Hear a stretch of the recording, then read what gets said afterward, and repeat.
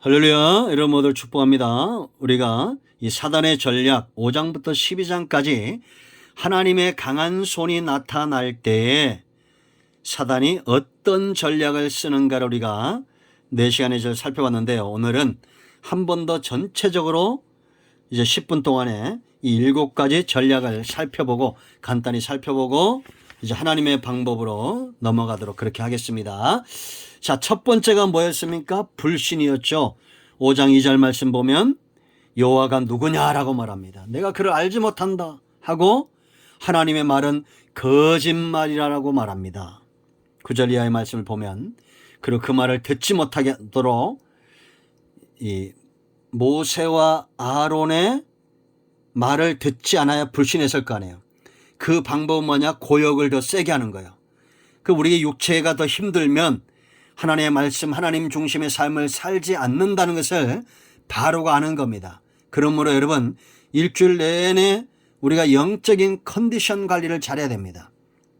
육체가 너무 피곤해서 우리가 피곤해 그냥 지쳐 쓰러져서 주일날 예배를 못 드린다거나 큐티를 못 한다거나 하는 것은 절대 성령의 역사가 아닙니다. 저도 이럴 때가 있어요. 육체를 피곤하게 하고 힘들게 하고 그래서 여러분 저는 토요일 날이면 가급적이면 사람도 잘 만나지 않고 운동도 너무 심하게 하려고 하지 않습니다. 그래서 주일을 잘 준비할 수 있도록 하는 겁니다. 여러분 사단은 우리의 육체를 힘들게 하여 불신에 빠지게 한다. 두 번째 거짓이죠. 8장 8절 15절 말씀을 보면 떠나라라고 말합니다. 그러나 이것은 거짓이죠. 왜냐? 나중에 이제 이 개구리 재앙이 떠나가고 숨을 쉴만하니까 다시 강포해집니다. 사탄은 거짓의 압이다. 모든 이단과 우상 숭배자들의 근본, 근간, 그들이 반석처럼 믿는 것은 거짓된 진리라는 거 아셔야 됩니다. 세 번째, 타협을 말합니다. 이 땅에서 떠나지 말고 이 땅에서 드려라. 8장 25절 그렇게 말합니다. 이런 타협적인 것들, 사단의 방법이라는 걸 알고 미혹되지 않는 그런 저와 여러분 되기를 축복합니다. 네 번째는 간계입니다. 너무 멀리 가지 말라. 광야에서 데릴 거라면 너무 멀리 가지 말고 나를 위하여 간구하라. 이게 참 재미난 사실은 이게 불신자들이 이런 걸 모름에도 불구하고 우리가 복음을 전하면 이런 반응을 보이는 자들이 있습니까? 없습니까? 이런 반응을 보이는 자들이 있다라는 겁니다. 곧 예수를 믿을 것 같고 복음을 전하면 곧 나올 것 같고 기도해 달라고 그러고 그러다 또 엎드려서 또 몇 달 안 나오다 또 나오고 또 몇 년 안 나오다 또 다시 나오고 이런 분들을 볼 때 우리가 불쌍히 여기고 긍휼을 베풀어 주시고 그들 가운데 역사는 불신자들 가운데 역사는 악한 영들과 싸워 승리하는 그런 저와 여러분이 되어야겠습니다. 아멘. 간계, 이것은 사단의 방법이다. 간교한 거죠. 에덴 동산에서 여러분 사탄이 하와를 찾아서 어떻게 말합니까? 간계한 방법을 써서 결국 하와를 미혹하고 하와는 아담을 미혹하고 하는 것을 우리가 보게 됩니다. 이런 간교한 방법은 그 후로도 계속해서 나타나고 있는 것을 우리가 볼 수가 있습니다. 이 다섯 번째 뭐예요? 자녀들을 볼모 잡는다라는 겁니다. 10장 7절로 12절 말씀 보면 해석하면 이런 겁니다. 어찌 그 광야에 어린아이들을 데리고 가냐? 그것은 옳은 방법이 아니다. 그 아이들을 두고 가고 너희 장정들만 두고 가라는 겁니다. 여러분 지금 저는 안타까운 것이 한국 교회가 주일학교도 중고정부도 약해져 가고 있다는 겁니다. 여러분 얼마나 안타깝습니까? 하나님이 이 땅에 수많은 영혼들이 태어나고 그 아이들이 성전을 향해서 가는 그런 때가 되도록 우리가 하나님이 우리에게 왜 이런 어려움들을 주겠어요? 여러분 오해하지 말고 이 말씀을 기억하십시오. 사무엘이 올 때 엘리 시대 제일 심각한 문제는 영적인 암흑기입니다. 사람들이 온전히 예배를 오지 않아요. 그때 하나님이 이 영혼의 귀함을 알게 하기 위해서 이 구원의 역사를 귀한 줄 알게 하기 위해서 누구의 태를 닫습니까? 한나의 태를 닫습니다.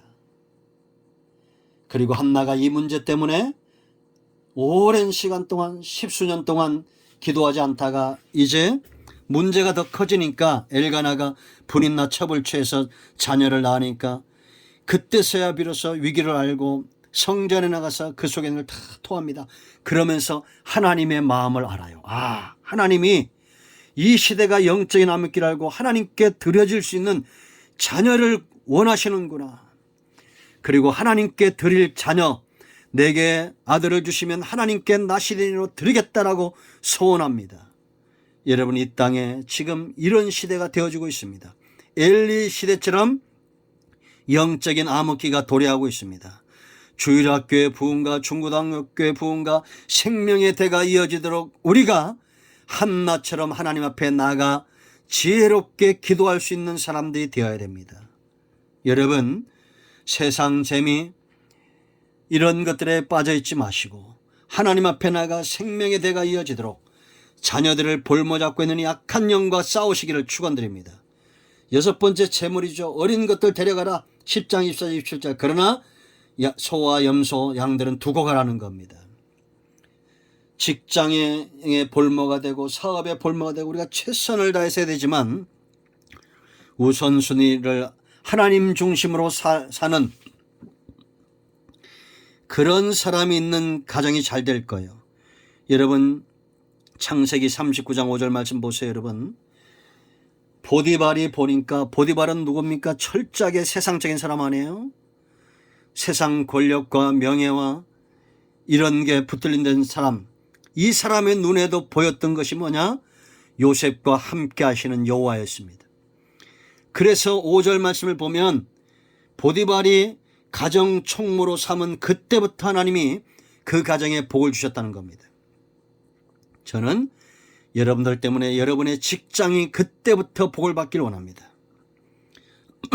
이 나라가, 이 민족이 저와 여러분 때문에 복을 받기를 원합니다.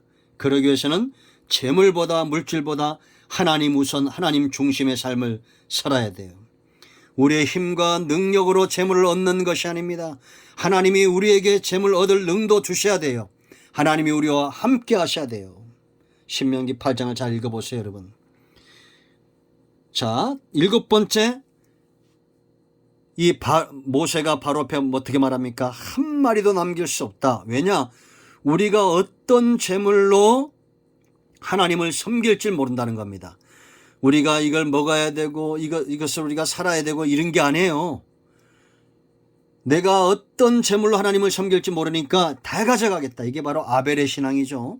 아벨 때는 양을 키워도 먹을 수 없는 시대입니다. 왜? 피를 먹지 못하게 육식을 금했던 시대인데.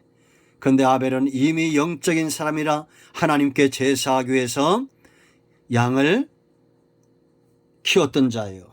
그런데 여러분, 아벨이 굶어 죽었습니까? 아니잖아요, 여러분.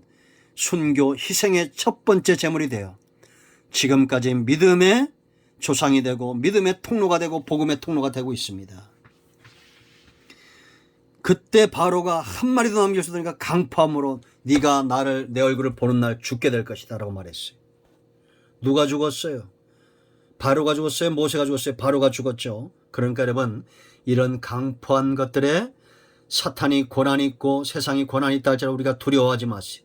우리의 영적인 삶, 영혼의 삶을 빼앗아갈 수 있는 존재, 우리의 영과 육을 온전히 지옥에 멸할 수 있는 존재는 하나님 외에는 없습니다. 마태복음 10장 28절, 우리의 몸과 영혼을 능히 지옥에 멸할 하나님을 두려워하라고 말하죠. 여러분, 사단의 전략이 보이십니까?